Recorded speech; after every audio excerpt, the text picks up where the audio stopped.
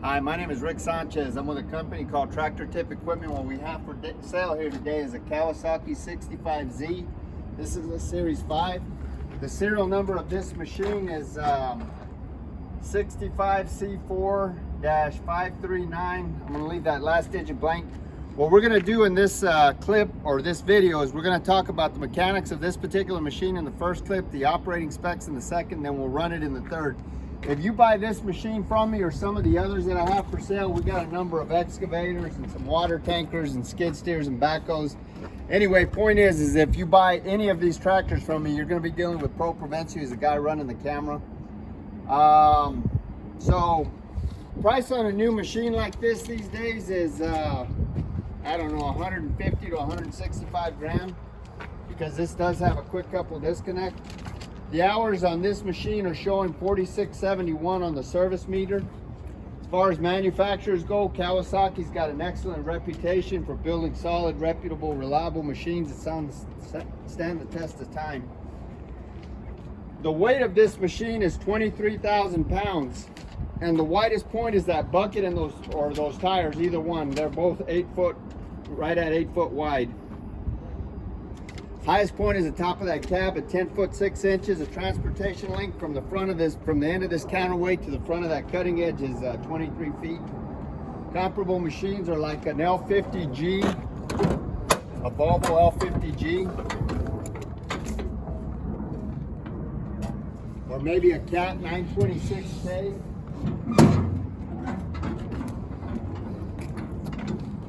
Or a Komatsu, maybe a WA250. As far as the history of this unit goes, this machine, like almost every machine we purchase, is an original owner Dallas, Texas machine. I say that because it has no rust. This machine is not in no way, shape, or form is rust pervasive. You'll see where the rainwater, where the paint's flecked off and the rainwater's gotten to it, but it in no way, shape, or form is a rust pervasive machine. We're about 300 miles from the ocean, and we're far enough south that the only salt we see is the salt on our kitchen tables, and we don't even like that anymore. So just about every machine we purchase comes from one of about 30 different large contractors or municipalities that we deal with here in the Metroplex. This particular loader came from a guy that we've done millions of dollars with business back and forth. He's bought from me and I've sold to him, and vice versa. Really good guys. We've been happy with all the machines we've been purchased from these guys, and they've got an excellent maintenance manager, a maintenance program with a manager that really takes care of his stuff. They rival some of the best I've seen as far as got brand new batteries in there too. Before I buy any machine, I have two mechanics go out and inspect it. If they say everything's okay with the machine, then I send Pro Prevencio go out and inspect it. And if he says everything's okay with the machine, then I personally go out and inspect it before I write a check. As far as options go, this machine has got it's got a hydraulic fan. You say, well, what's the big deal about that? The hydraulic fan allows you to get distance between your motor's back here, and your coolers, so you can get in there and clean out your coolers a lot better. It's got an enclosed cab. AC blows cool, not cold. Heater works. It's got a quick couple disconnect with a set of forks. We'll talk about those forks here in just a minute.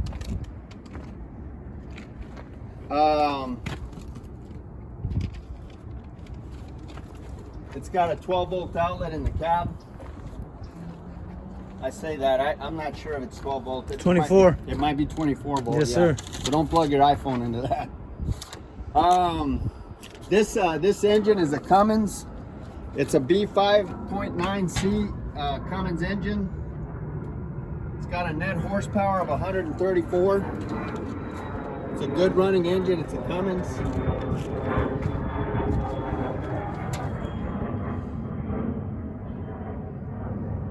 All of the fluid levels on this tractor are where they should be. This machine is mechanically sound. There's no leaks on it. Absolutely everything works. There's not one leak on this machine. Transmission runs through all the gears without hesitation. We'll take it out on the street here in a minute and run it through all gears, forward and reverse. We don't have enough room here. This machine is a four-wheel drive machine, obviously. All these tires are in really good shape. They're 20.5 25s. I'd rate them about 85-90%, wouldn't you, Pro? Yes, I would. They don't have any cuts on them. As far as things wrong with this machine, all the lights on it work. Oh, it's missing a mirror on this side. I guess it's missing a mirror. It's got a cracked windshield right there, but that doesn't affect the visibility. It's not in your line of sight. You can show them that crack there, Pro. All of the pins and the bushings are relatively tight on this loader. There's no deflection or any kind of problem in this these two kingpins right here in this articulation joint. This cutting edge right here is 100%.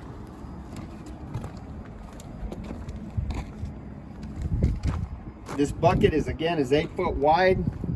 It's 48 inches tall, and it's 3.5 inches, 35 inches deep. It's about a 3-yard bucket. This hinge pin right here, that if you were loading into the dumpster, the hinge pin height is 12 feet. The maximum breakout force on this loader is 21,400 pounds, and the static tip load of this loader is about 18,000 pounds. The static tip load is basically, the lifting capacity of this loader is limited by its weight opposite this fulcrum right here. So that's true on all loaders, not just this one. So whenever the loader starts to pick up the back end, because the hydraulics are so strong these days that all of the loaders will pick up more than they can, than their weight will allow. So in this case, it's 18,000 pounds. These bucket forks right here,